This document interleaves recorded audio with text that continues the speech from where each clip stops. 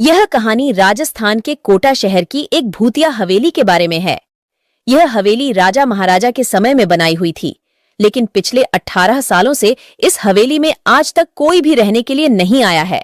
इच्छा होने पर भी इस हवेली में कोई भी नहीं रह पा रहा था, क्योंकि लोगों का कहना थी कि इस हवेली में भूत प्रेत का साया है।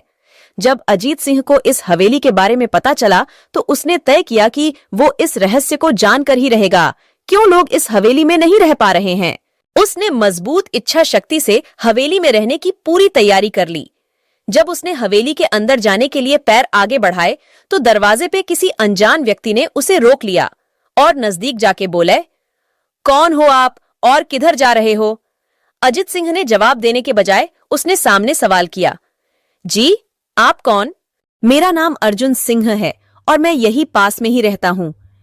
अजित सिंह ने कहा, ओ अच्छा, मैंने सुना है कि यह एक भूतिया हवेली है और यहाँ कोई नहीं आ पाता है, इसलिए मैं इस हवेली में एक दिन रुकने का फैसला किया है। अर्जुन सिंह ने कहा, जी हाँ, आपने सही सुना है और आप भी अंदर मत जाइए, मेरी माने तो आप भी वापस लौट जाइए, यमहा बहुत खतरा है। ये सुनकर अजीत सिंह खुश हो गया, जैसे उन्हें कोई लॉटरी लग गई हो। अर्जुन ने उसकी खुशी को देखकर बोला, आप क्यों खुश हो रहे हो? आपको तो भूत का नाम सुनकर डर लगना चाहिए। शायद आपको पता नहीं होगा कि मैं भूत प्रेत में काफी दिलचस्पी रखता हूँ। अगर इस हवेली में भूत है तो मैं अंदर जरूर जाऊंगा और सारी सच्चाई का पता भी लगाऊंगा। इतना कहकर अजीत सिंह उस हवेली में चले गए। अंदर जाके अजित ने अपनी बैग को साइड में रखा और हवेली के चारों ओर देखने लगा। सारे रूम भी चेक कर लिए। बाद में ड्राइंग रूम में आके सोफे पर बैठ गया। उसने वहां बैठकर दारू के 2-4 पैग भी पिए। वहीं अचानक उस रूम में लाइट का एक बल्ब चालू बंद होने लगी, लेकिन अजीत ने उस पर ध्यान नहीं दिया। थोड़ी देर बाद दूसरा बल्ब चालू बंद होने लगा, फिर तो हवेली की सारे लाइट चालू बंद होने लगी। यह सब देखकर अजीत अपनी जगह पे खड़ा हो गया और संपूर्ण सावचेत हो गया। अचानक उसके सामने एक छोटा टेबल हवा में उड़ने लगा, करीबन 6 फुट हवा में ऊपर जाके गोल गोल घूमने लगा और बाद में अजीत की ओर तेजी से आने लगा। अजित ने तुरंत ही अपने जगह बदल दी और दूसरी ओर चला गया और वो टेबल वहीं जाके गिरा जहां अजित खड़ा था। अजीत कुछ समझ पाता उतने में सोफे की शीट उसकी ओर आने लगी। वो जल्द खड़ा हो गया और छलांग लगा के दूसरी ओर कूद गया, जिसके कारण सोफा दीवार को टकराया और अजीत बच गया। अचानक सब कुछ शांत हो गया। अजित ने चारों ओर सतर्कता से देखा और बड़ी आवाज में बोला, तुम जो भी हो सामने आकर के बात करो। वहीं एक बड़ी परछाई उसके सामने आई। अजित ने उस परछाई को देखकर बोला, कौन हो तुम और क्यों मुझे मारना चाहते हो? परछाई, तुम्हारी भूल के कारण अजित। मेरी भूल? मैंने कौन सी भूल की? परछाई, इस हवेली में आने की भूल। मैं किसी को भी इस हवेली में खुश नहीं देख सकता। अजित, लेकिन क्यों? वो परछाई ने जवाब दिया, आज से 18 साल पहले इस हवेली के मालिक ने मुझे यहीं पे ही मार डाला था। मेरी कोई गलती भी नहीं थी। इस कारण की वजह से मेरी आत्मा इस हवेली में भटकती रहती है।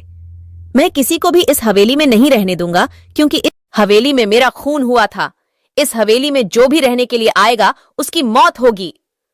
अजित ने कहा, मैं तुम्हें अपने असली रूप में देखना चाहता हूं।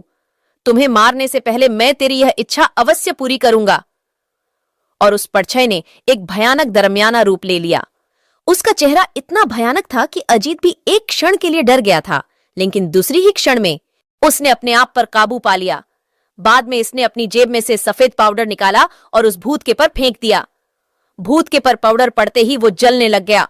बड़ी बड़ी ज्वाला उठने लगी। वो बहुत जोर जोर से चिल्लाने लगा और बाद में पूरी तरह से जल गया।